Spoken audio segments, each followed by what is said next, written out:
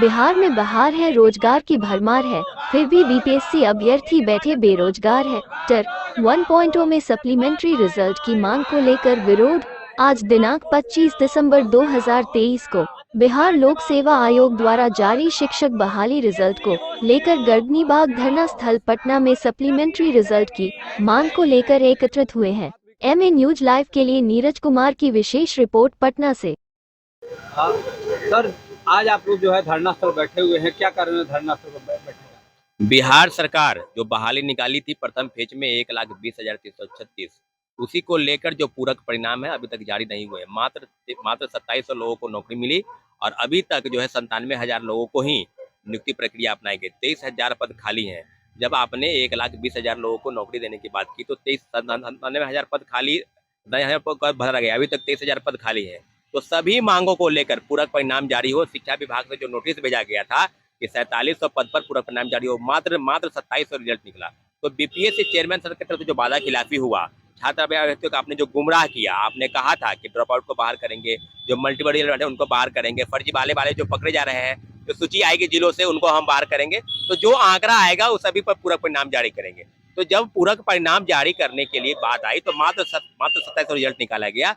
तो पूरक परिणाम सभी पदों पर खाली हो। अभी तक 23,000 पद खाली हैं। सभी पदों पर रिजल्ट निकालने की बात है। इसी को लेकर आज गर्दनीबाग धरना स्थल पर राज्यव्यापी आंदोलन की शुरुआत हो रही है और हमारे साथी धरना पर बैठने पर मजबूर है, क्योंकि अगर आपको लगता है कि गलत नहीं हो रहा है तो फिर धरना पर बैठने की क्या जरूरत है।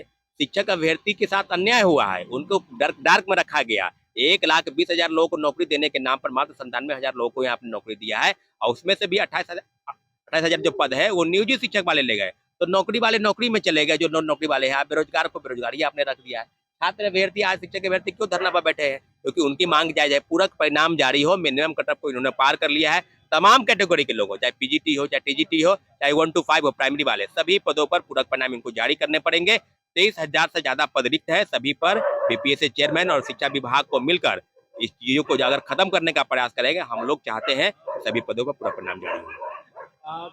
अभी जैसा कि देखा जा रहा है, जैसा कि आपने दिया है कहीं पे वादा खिलाफी नहीं चलेगी, तो किस तरह की वादा खिलाफी आप बता सकते हैं? बीपीएससी चेयरमैन सर ने 25 अक्टूबर के दिन ट्वीट किया था। प्रेस के माध्यम से वो बता रहे थे कि ड्रॉप आउट वाले जो होंगे बाहर होंगे, मल्टीपल रिजल्ट जो है उनको बाहर करेंगे, या फर्जी वाले जो पकड़े जा रहे हैं उनको बाहर करेंगे। तो जो जो शिक्षा विभाग से सूची आएगी सभी पदों पर हम पूरक परिणाम जारी करेंगे।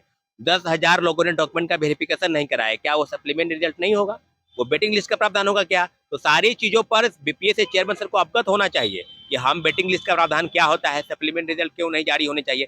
सीटों को भरने की जरूरत है। शिक्षा विभाग की तरफ से भी गुहार लगाई गई कि आप सीटों की सूची बीपीएससी को भेजिए और बीपीएससी लगातार कह रही है कि जैसे ही सीटों का आंकड़ा मेरे पास आएगा शिक्षा विभाग से हम सप्लीमेंट्री रिजल्ट निकालेंगे। तो निश्चित रूप से धरना पर प्रदर्शन करने की इसलिए जरूरत आन पड़ी है कि शिक्षा विभाग और बीपीएससी मिलकर हमारी बातों को अनसुना कर रही है, हमारी बातों को ध्यान नहीं दे रही है। सारी मांग हमको हमारी बिल्कुल जायज है। अपना परिचय। सौरभ कुमार सिंह, छात्र नेता, पटना। लगता है कि आप लोग की मांगों पर विचार करेंगे? बिल्कुल सरकार को विचार करना होगा, क्योंकि रिजल्ट जब से प्रकाशित किया गया है तब से हम लोग नाखुश हैं और बार बार मतलब आंदोलन और धरना प्रदर्शन करते आ रहे हैं और हमेशा करते ही रहेंगे जब तक कि सप्लीमेंट्री पूरक रिजल्ट जारी ना कर दिया जाए। सरकार से बार बार मतलब हम लोग का यही गुहार है, यही डिमांड है कि वो सप्लीमेंट्री रिजल्ट जो 23,000 सीटों पे मतलब है उसे मतलब कि दिया जाए। क्या अगर आपकी बात मांगों पर जो है सरकार विचार नहीं करती है तो फिर आगे आपकी क्या रणनीति? अगर सरकार अगर कान में तेल देकर सोती है, अगर सोना चाहती है तो फिर हम लोग वो मतलब उच्च न्यायालय के शरण में जाएंगे और वहीं से फिर मतलब अपना हक मतलब कि मांगने का मतलब गुहार लगाएंगे। बस। अपना परिचय दें। मैं निशु कुमार फ्रॉम बांका। दिया गया है जो गलती की तुमने उसका भुगतान हम क्यों भुगते? जी, क्या ऐसी गलती हुई है? गलती ये हुई है कि पूरे भारत में ऐसा कहीं नहीं होता कि बिना डॉक्यूमेंट की जांच किए हुए मेरिट बना दिया जाता है और नियुक्ति पत्र भी बांट दिया जाता है। पूरे भारत यूपीएससी बीपीएससी में भी ऐसा नहीं होता है। बीपीएससी का एसडीएम ना कि शिक्षक भर्ती, ऐसा नहीं होता कि अनुत्तीर्ण वालों को मेरिट में शामिल कर लिया जाता है, नियुक्ति पत्र भी बांट दिया जाता है और फिर उसके बाद क्या उसको बाहर निकाला जाता है। यानी गलतियां कर दी। और जब भरपाई कैसे होती है? भरपाई के लिए आपने कहा ना कि पूरक परिणाम जारी होता है।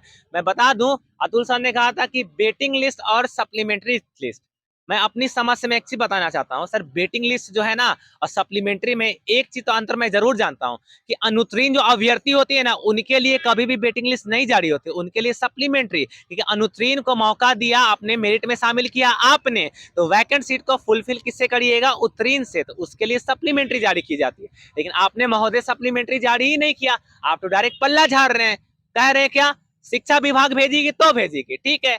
अब शिक्षा विभाग के हमारे जो हो गए अपर मुख्य सचिव के पाठक सर, वो पूरे व्यवस्था को सुधारने में लगे हैं, तो उस व्यवस्था के मालिक हम भी जो है ना, हम भी उसी में आते हैं सर, हम भी उसी में आते हैं, ठीक है।